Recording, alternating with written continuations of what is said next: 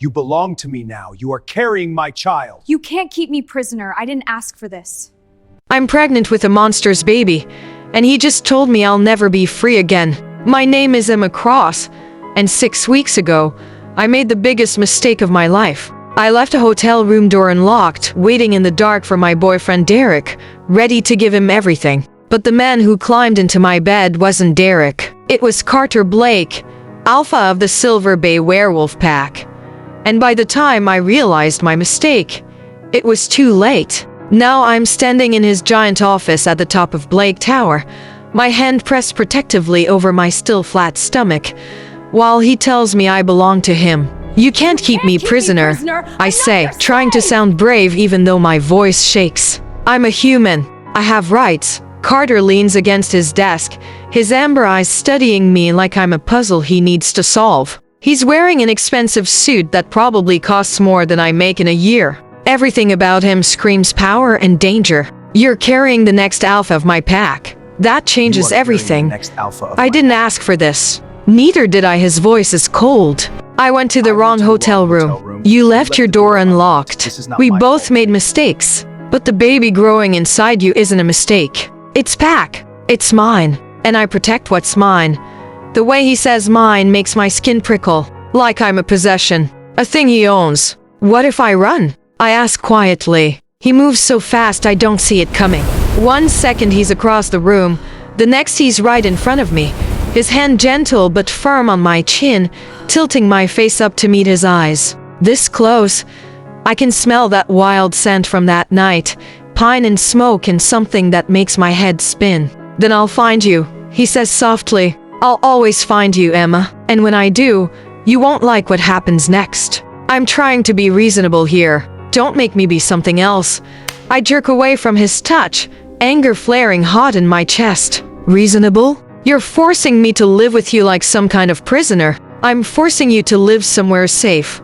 With doctors who understand werewolf pregnancies, with food and comfort and everything you and my child need.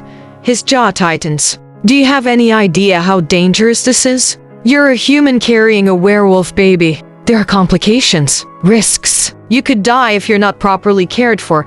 That stops me cold. What? He runs a hand through his dark hair, and for the first time, I see something other than cold command in his face. Worry, maybe. Werewolf babies are stronger than human babies. They grow faster. They need more. Your body isn't designed for this. You need special care, special food, special doctors. Things you can't get in your little apartment working at a bookstore.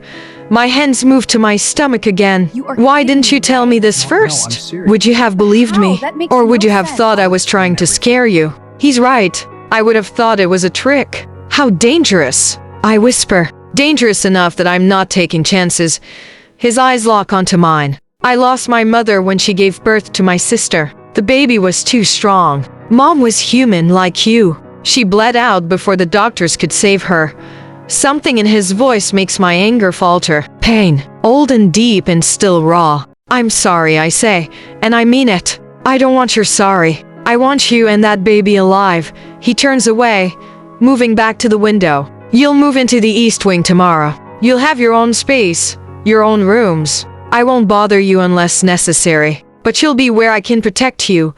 I stare at his broad back, my mind racing. This is insane, all of it. 6 weeks ago, I was a normal girl with a normal life. Now I'm pregnant with a werewolf's baby and being forced to live with him. What about Derek? I ask suddenly. Carter glances back. The boyfriend who stood you up and broke up with you over the phone. What about him? Heat floods my face. How do you know about that? I know everything about you, Emma. I've had people watching you since that night. He says it like it's perfectly normal. Derek Mason is dating a girl named Candace Porter. They're very happy together. He hasn't tried to contact you once.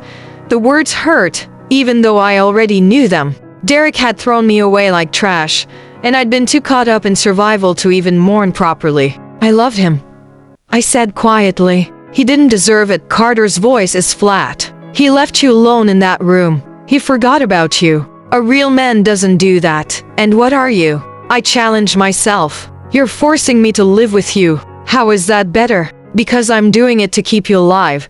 He moves toward me again, And this time I don't back away. I'm not asking you to love me, Emma. I'm not even asking you to like me. I'm asking you to let me protect you and our child. That's all. Our child. The words sound strange coming from his mouth. What happens after the baby is born? I ask. Something flickers in his eyes. We'll figure that out when the time comes. That's not an answer. It's the only answer I have right now. He pulls out his phone. My driver will take you home. Pack what you need tonight. Tomorrow morning, someone will come get you and your things. Just like that? I don't get a say. You got a say when you decided to keep the baby.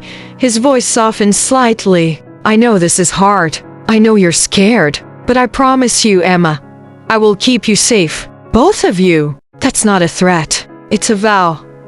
The way he says it, I almost believe him. Almost. The next morning comes too fast. I barely slept, tossing and turning in my small bed, my mind spinning with everything that happened. A woman named Sarah arrived at 8, cheerful and efficient, helping me pack my meager belongings. She's human too, she tells me, working for the pack for 5 years now. Mr. Blake is actually very kind once you get to know him, she says, folding my clothes neatly into boxes. He takes care of his people.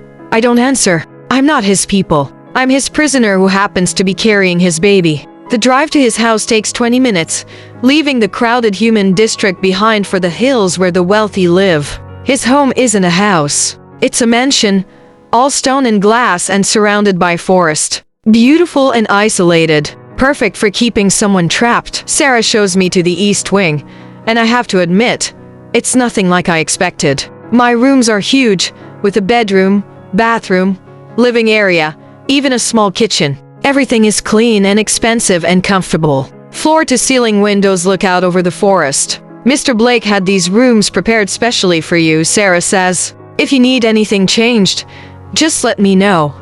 Where is he? I ask. Working. He's usually at the office during the day, she smiles. You'll have plenty of privacy after she leaves. I explore my new cage. It's beautiful. I can't deny that. But it's still a cage. I'm unpacking when I hear a knock. Carter stands in the doorway, looking less formal in jeans and a dark shirt. Settling in? He asks, do I have a choice? He ignores that. There's a doctor coming tomorrow to check on you. Dr. Martinez. She's the best in the city with hybrid pregnancies. Hybrid, I repeat. Is that what my baby is? Half human, half werewolf. He steps into the room, his eyes moving to my stomach. The baby will be powerful, maybe more powerful than me someday. The way he says it, there's pride in his voice. And something else. Hope? I'm scared. I admit, the words slipping out before I can stop them. His expression softens. I know, but you're not alone anymore. I feel alone. He moves closer, and I don't step back. You're not. I meant what I said. I'll protect you. Both of you. His hand lifts slowly, giving me time to move away. When I don't, he places it gently on my stomach. This baby is a gift, Emma. Maybe not one we planned, but a gift anyway. His hand is warm through my shirt. And for just a moment, standing there with him, I don't feel quite so afraid. I don't even know you, I whisper. Then get to know me. His amber eyes meet mine. We have 7 months. That's a lot of time. And after the baby comes? He's quiet for a long moment. I won't take your baby away from you. I promise. Whatever else happens, you're this child's mother. That will never change. Something in my chest loosens. You mean that? I never say things I don't mean. I search his face, looking for lies. But all I see is certainty. Okay, I say finally. Okay, I'll stay. I'll try. A small smile crosses his face. The first real one I've seen. It transforms him, making him look younger, less dangerous, almost handsome. That's all I'm asking. He leaves me then, and I sink onto the bed, my hand on my stomach where his was moments ago. Maybe Carter Blake is a monster. Maybe he's a prison guard. But maybe, just maybe, he's telling the truth. Maybe he really will keep us safe. I think about that night 6 weeks ago, the mistake that changed everything. Derek's betrayal. The wrong room, the darkness, all of it led here, to this moment, to this baby growing inside me. and looking out at the forest beyond my window, feeling the tiny flutter of life in my belly, I make a decision. I'll survive this. I'll be strong for my baby. And maybe somehow, I'll find a way to be more than just Carter Blake's responsibility. Maybe I'll find a way to be free. But first, I need to survive. And that means trusting the wolf who claimed me. Even if it terrifies me. Even if everything about this is wrong. Because in the end, it's not about me anymore. It's about the baby. The innocent life caught between two worlds, human and wolf. My baby deserves a chance. And I'll do whatever it takes to give them that. Even if it means living with the man who ruined me. Even if it means becoming part of his world. Even if it means belonging to the alpha who made me his with one terrible, wonderful mistake. This is my life now, and I'll make it work. Somehow. 3 months later, I went into labor on a bright autumn afternoon. The pack doctor delivered a healthy baby girl with amber eyes and a powerful cry that made Carter laugh and cry at the same time. She's perfect. He breathed, holding our daughter like she was made of glass. She is, I agreed. Exhausted and overwhelmed and happier than I'd been in months. Carter looked at me, his eyes shining. Thank you, Emma, for her, for staying, for giving us a chance. I reached for his hand. We're a family now. Whatever happens, we face it together. Together, he agreed.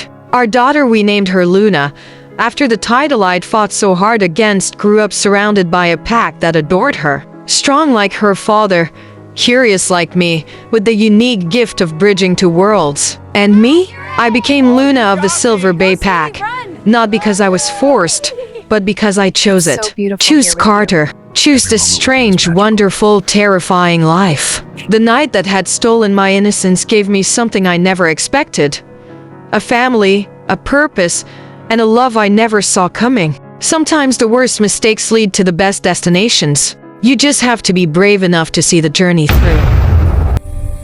If you felt this story, you're not alone. Like the video, subscribe, and maybe, just maybe, you'll see this again. Let's keep these stories alive together.